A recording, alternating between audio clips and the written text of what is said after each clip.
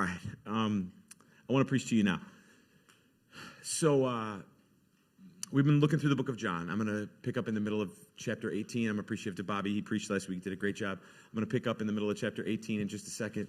And John had this thing happened. John lived through, the writer, he lived through the whole story of Jesus. He was there. He saw it all. And then like maybe 50 years later, we think, he wrote it all down.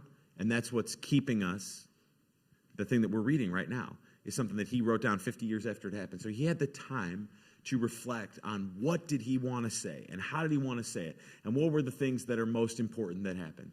And he's trying to get us to answer this question, I think. Who is Jesus? Who was he really?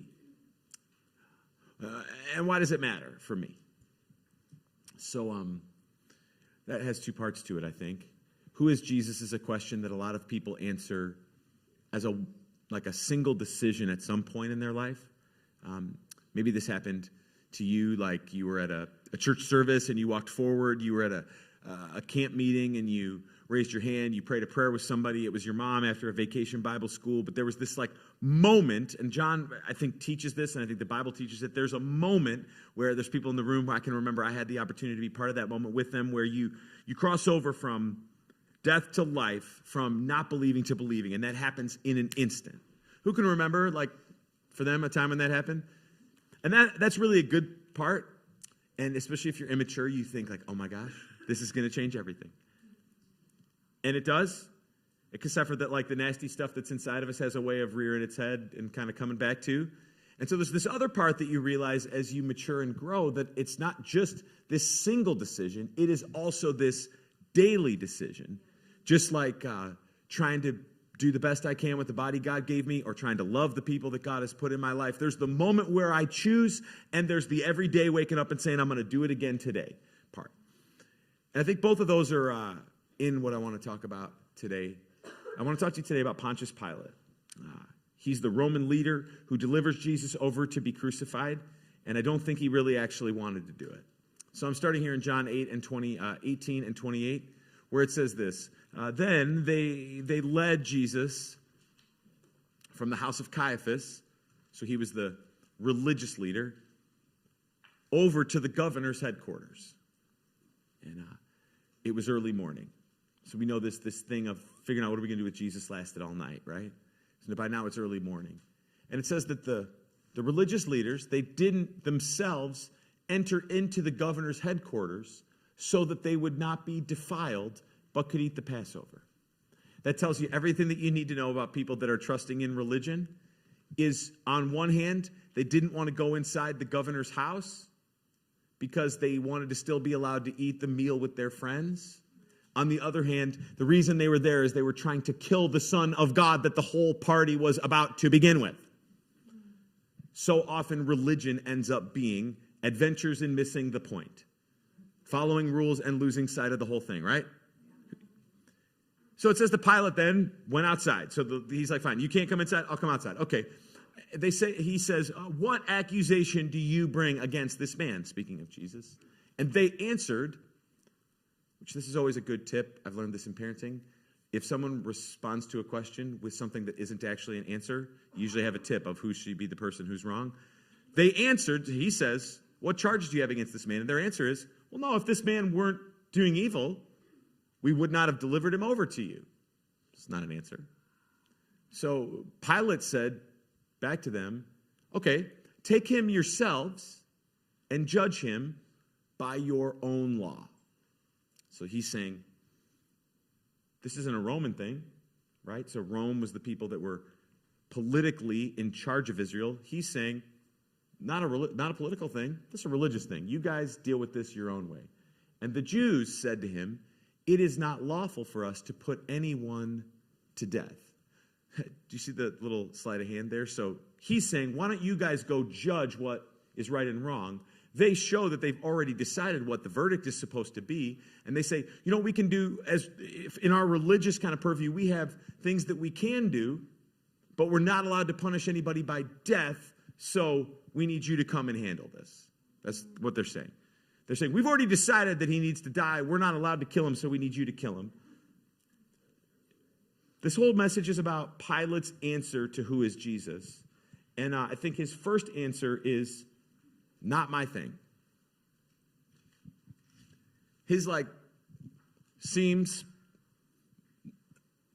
not for, not against, not really, just not my thing. Your deal, you sort it out. You figure it out. Not my thing, your thing. I'm sure you noticed by the way that Bobby was dressed when he gave the announcements that he's excited about watching golf today. Today is the last round of the Masters golf tournament, which is a fun thing. I don't know. For some people, it's their thing. The pastor of this church, his wife, has quite a crush on this particular golfer right here, which is okay. He's very wholesome. But for some people, this is like one of the days on the calendar, the last round of the Masters golf tournament. And for a lot of other people, it's not my thing. Who's on the couldn't possibly care less about all the white guys playing golf? Right. And anybody I can't wait. The moment this is over, I'm dialed in for the rest of the day. We got a few people. Awesome. Nothing wrong with that. There's this, here's another example of what I'm talking about. There's this whole thing that's going on. Wow. A lot of women. That was all women. There's this Hollywood thing where these two people, a lot of people looked at that guy's hair and they were out already. But this is this whole feud. Who knows this about this whole story? Okay? And it's this Hollywood feud thing. And then some people, before I even got to the end of the first sentence, they're not my... Not wrong if it's your thing, just...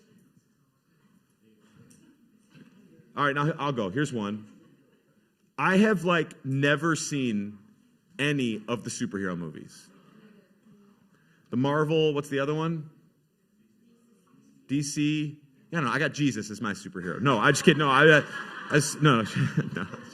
I'm trying to judge. It's just... I got no issue if you want to be one of those people waiting in line and dressing up in the costumes and at the theater, watch the first one when it comes out midnight. Who's really on that world and into that? Totally cool with me. It's just for me, it's not my thing. It makes me laugh so hard.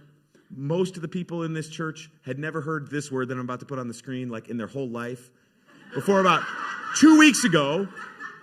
And now it's they got a whole opinion, and they got you got to understand that it has to do trade. There's this thing about the penguins, and we got it's there's a few people that know about that stuff, and a lot of people that.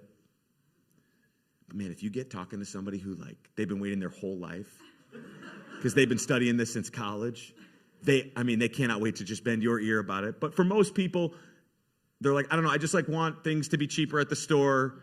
And the whole conversation about it is it's just not my thing. And here's the thing about that. Jesus wasn't Pilate's thing. Wasn't interested. Here's the problem with that specific one. All those ones, no problem. Have your thing, don't have your thing, whatever. But here's the problem. Jesus may not be your thing, but you are his thing. You don't get to put that one to the side.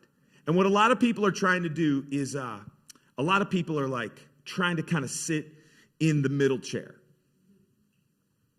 The middle chair is the place that's I'm not one of those weird hate Jesus people.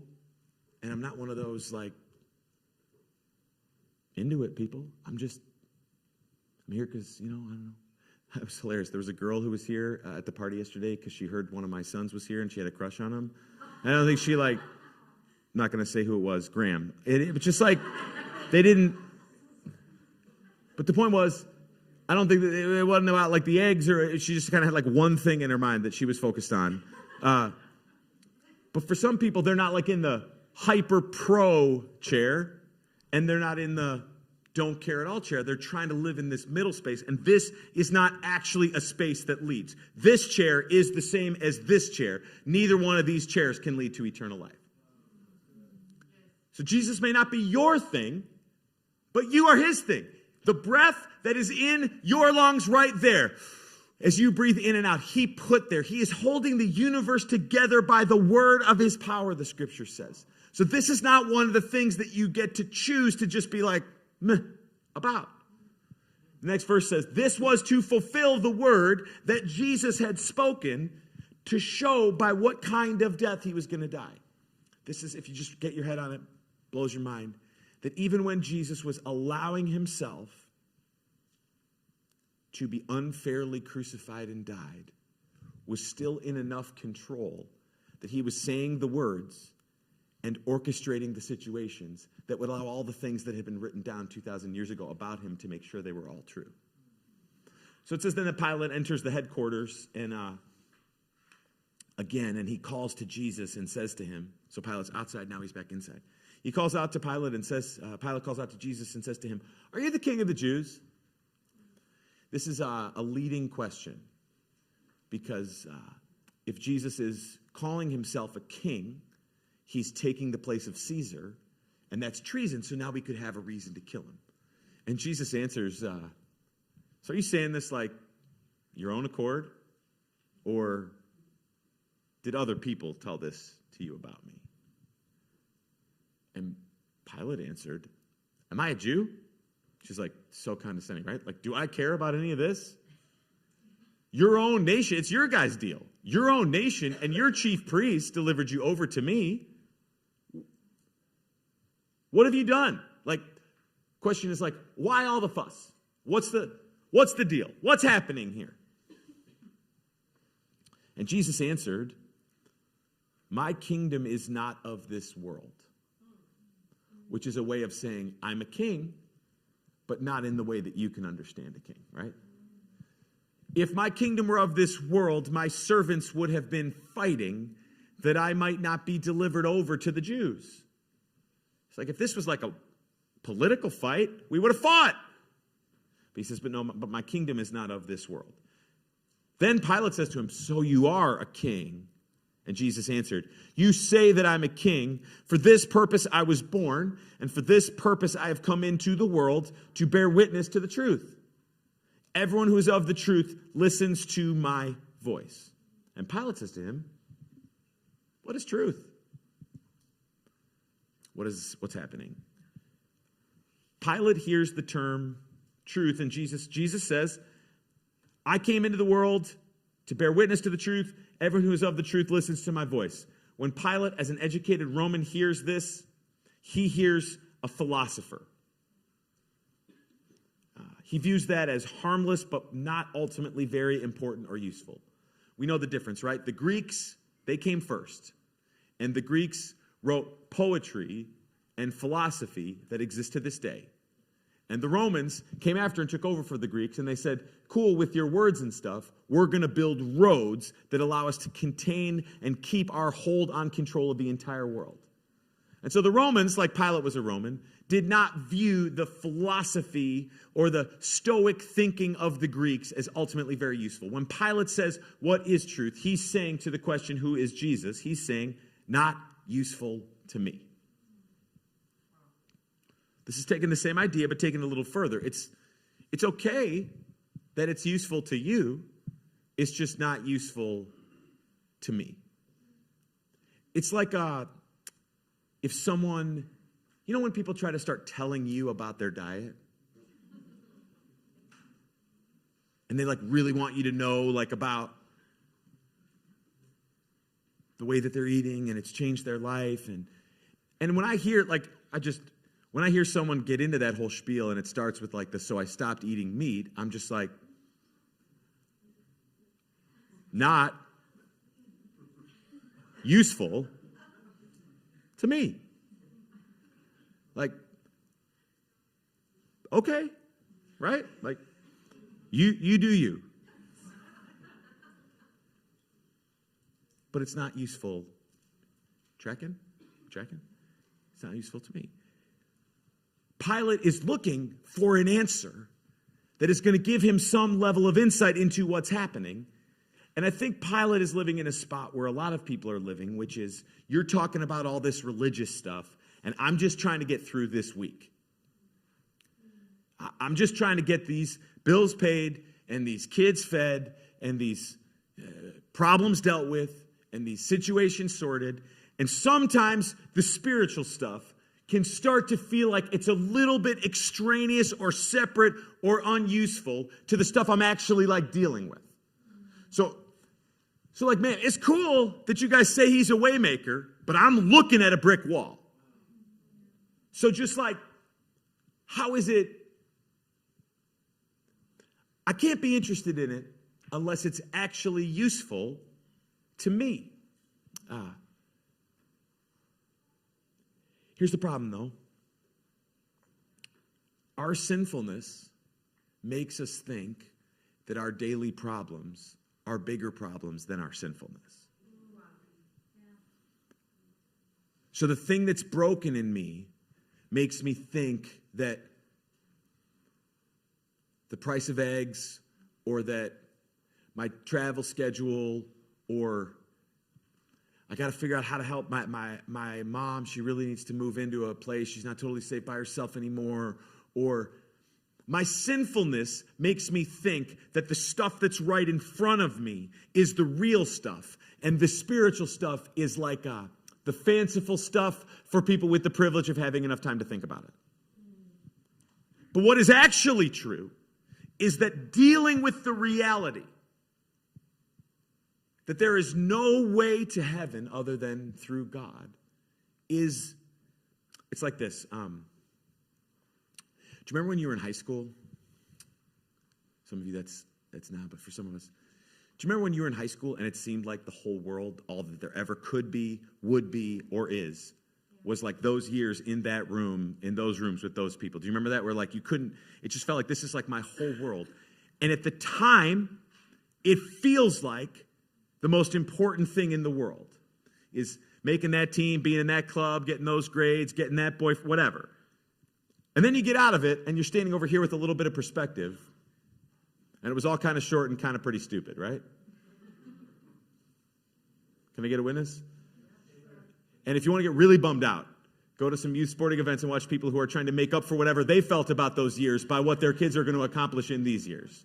And then you just start feeling really sad. But it's only the perspective that allows you to see that the stuff that feels so big when you're young is not ultimately the most important stuff in the course of life, right? Okay, so right there in the same way, it is only our limited human perspective that allows us to think that these few decades while we're stuck here are the important part. And eternity out ahead.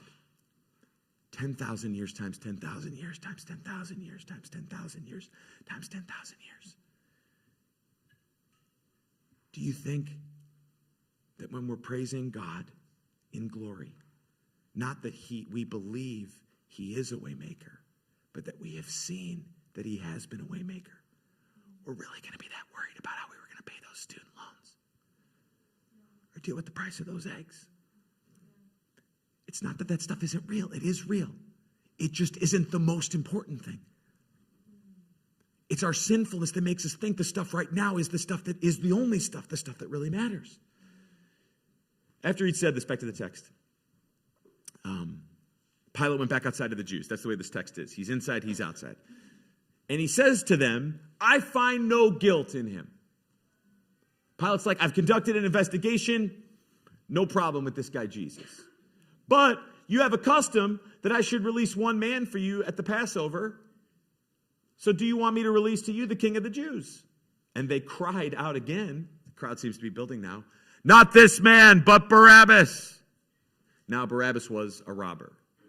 John really wants us to know that. Pilate was a sophisticated political operator. His power rested on the people in Rome believing he had control over the people in this little part of the world that they were controlling. And so apparently they developed a custom over time that was like, hey, you know what? At your big feast time, we'll give you one prisoner. And he thinks this can be a great solution. How about this? I'll just give you this guy back, and then we can just kind of, no problem. But they want this guy Barabbas. That word might mean that he was like actually a robber, like a pickpocket. It might mean that he was a revolutionary, someone, the kind of person Rome should want to execute. But this is the thing that I loved. I really liked the prayer that we read today. This is what that prayer is about. That the same people who were waving their palm branches a week before Jesus rose from the dead and saying, Hosanna, blessed is he who comes in the name of the Lord. Those same people were the same people that said, Barabbas. It's here to show us how fickle our human hearts can be, right? In that famous hymn, it's written like, prone to wander, Lord, I feel it. There is this thing that we so easily get distracted away from this truth of who is Jesus. So it says then Pilate took Jesus and flogged him. Likely someone with a designation of being a slave, a non-Roman, was whipped with a leather straps with sharp pieces of metal or bone enclosed. It says then that the soldiers twisted together a crown of thorns and put it on his head and arrayed him in a purple robe. They're mocking him. They're saying, you're the king of the Jews? Look, we'll make you look like a pathetic king like you are. The soldiers came up to him saying, Hail, King of the Jews, and struck him with their hands. And then Pilate went out again and said to them, See, I am bringing him out to you so that you can know I find no guilt in him. Do you see it? Pilate is desperately trying to sit in this chair. Can you see it? So he's like, I don't know.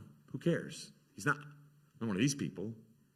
You know, like, remember during the singing today at that one part where the guy, like, started roaring, kind of? And I was like, oh, my gosh, this is, like, amazing. But then you could see some people are like, he's cool, but, like, you're a little excited. I don't know. Like, that thing that, people do. So some people are just like, he's cool, but I'm not, like, one of those. No, I don't hate him or nothing. Like, no, it's cool. It's like, And people are trying to find, but this is not a chair that actually exists, is my point. This chair is the same as this chair. Just the people over here being a little more honest about it. So Pilate is trying to say, look, I'm giving him back to you so that it's clear I'm not the one who wants to kill him. Third thing he's saying, who is Jesus? Not my thing, not useful to me. It's getting a little more now. He's saying, no, this is not my problem. I'm not taking responsibility for this. This is your thing. This is like when things start going a certain way, people are like, I didn't vote for that person. Or like a few weeks ago, I was with my family. We went for spring break. We spent a couple days in Galena. We were wandering down the main drag, and it was lunchtime. And one of the kids was like, how about this place? This looks like a good place. So everyone's like, okay, this looks like a good place. This looks like a good place. It's like, okay. So we all go in for lunch. And by the end of lunch, the kids are all like, this place stinks. Which, to disappoint like teenage boys with a burger and fries is like a pretty tough. And so then we're walking out, and the kids are like, man, nice place for lunch, Dad.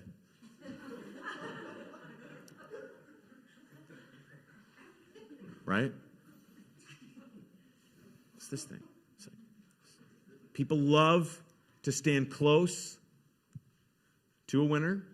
They love to stand far away from a loser. You don't see the signs of the candidates that lose stay in people's front lawns for very long. Right? This is Pilate saying, not my deal. And so many people are doing that with Jesus Christ. So Jesus came out, wearing the crown of thorns and the purple robe, and Pilate said to them, behold the man. Now Jesus is being presented to a crowd gathered. And when the chief priests and the officers saw him, they cried out, crucify him, crucify him. Pilate said to them, take him yourselves and crucify him, for I find no guilt in him. Do you see it? He's like, whatever you got going, I don't have going. Not my thing. Not my problem. Then the Jews answered him, we have a law, and according to that law he ought to die because he has made himself the Son of God. And when Pilate heard this statement, he was even more afraid. The great sin, the great mistake, the great failure of Jesus Christ was that he called himself the Son of God to a group of people who were looking for the Son of God. But because he didn't come the way he wanted, he didn't look the way they wanted him to look, they rejected him and blamed him for saying he was the actual thing that he always was and is and still is right now, this very moment. That was his big thing, was he said he was the Son of God. They call it blasphemy. And so Pilate, it says, gets afraid because he hears this differently. He's kind of like, if we're just killing a dude, fine by me, but someone who says they're a god, a demigod, I don't know, like something like that, I don't like that. So he enters his headquarters again and says to Jesus, where are you from? I think implying like, if you're really that significant, you must be from a significant place, right? But Jesus gave him no answer. So Pilate said to him, you're not going to speak to me? Don't you realize that I have the power to release you and the authority to crucify you? We've all seen those movies or TV shows or whatever where someone is begging for their life or begging for mercy. Jesus doesn't do that in front of Pilate because he knows this is the road he has to walk. And Pilate is confused by it. Jesus answers him, you would have no authority over me at all unless it had been given to you from above. Therefore, he who delivered me over to you has the greater sin. Jesus is saying, you're only in this story at all because I put you here in the first place. That verse has been used in a lot of generations for anti-Semitism.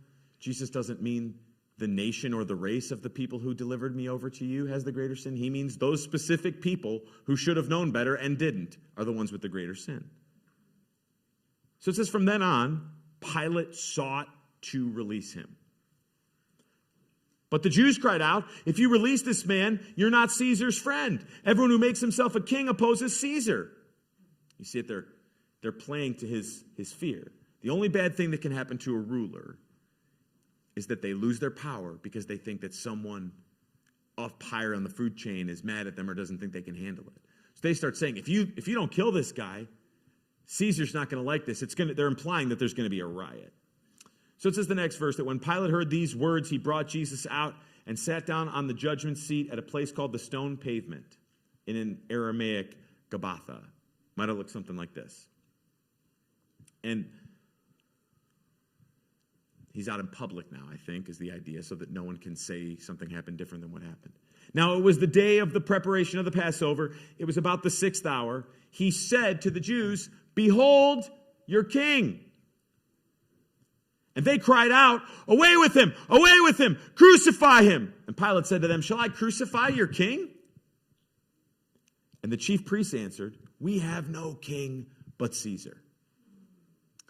Isn't this the way this pattern has existed for all of human history, where people become so fervent in their desire to achieve, get this, religious ends, that they end up compromising their religion, their faith, for more political power. So get it. These are the guys who are in charge of honoring God, and they're saying, the only authority we answer to is Caesar. So he delivered him over to them to be crucified. Here's the last thing. Who is Jesus? This is Pilate says, not my thing, not useful to me, not my problem. And he's saying in this last section, and I mean he's saying it aggressively, I have no issue with Jesus. I'm not against Jesus. I'm not against him. It's like, I'm not on this side or this side. I'm not on this team or this team.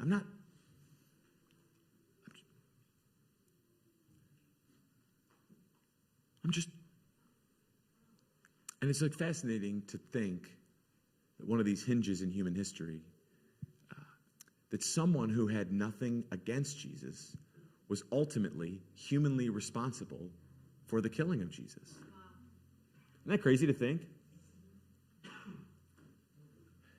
And so often,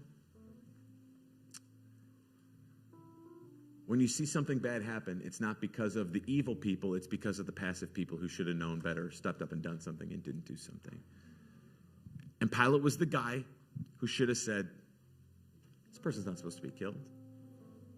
And there are still people today who are trying to live in this space.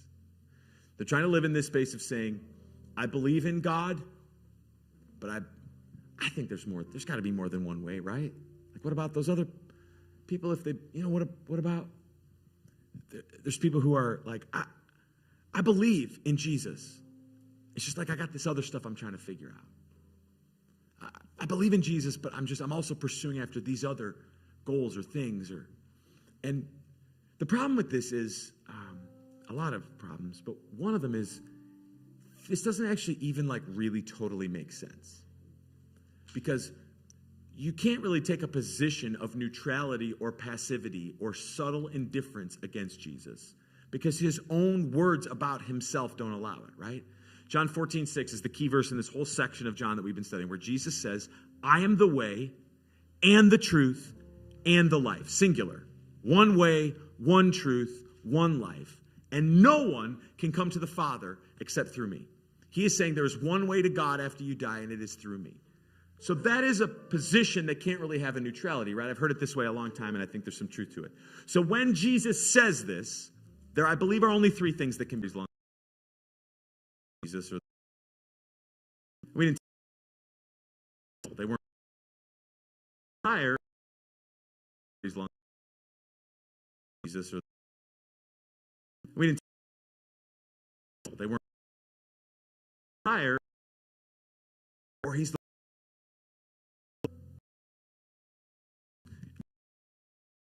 It doesn't yourself stuck.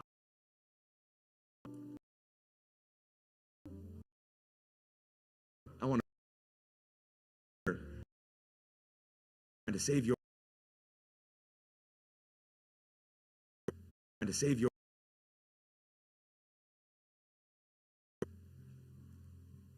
that when we approach this week of Easter, right? Like there's a lot of stuff here. We're gonna remember every night this week at the cross. You're invited to participate. I'll be here tonight, 7 o'clock. Just a quick little time of prayer and reflection. That may be like totally out of your comfort zone. Yeah, dying on the cross is probably kind of tough. Probably the least you could do is pitch in, show up somewhere at something. So I get my kids to do stuff. I say that to them. And Friday we're going to be here in service, and we're going to be remembering the death. And Sunday we're going to be celebrating the resurrection. And our affluent and peaceful and wonderful world that we have been blessed to live in this country allows people to live in a place of passivity that isn't ultimately very good for their soul. And I want you to force yourself, if you can, to make this choice about who Jesus actually is for yourself and for once and for all. So when he said, there's no way to get to the Father except through me, was he lying? Is he foolish and delusional? Or is it the truth and I got to do something with it? I think those are the only options. And so I just want to push us just a little to get that clear in our heads and in our minds and in our hearts and in our lives today. Could you bow your head for just a second? God, forgive us, forgive me for how often, having made the single decision a long time ago in my life that you are the way to heaven. God, forgive me for how often in the daily choices I fall back into that place of passivity. Jesus and my goals. Jesus and my plan for my life. Jesus and a few other things that I really care about or want. I want to pray, God, that you would open the hearts now of every person here and allow you to fill this space with your presence and your truth and your love.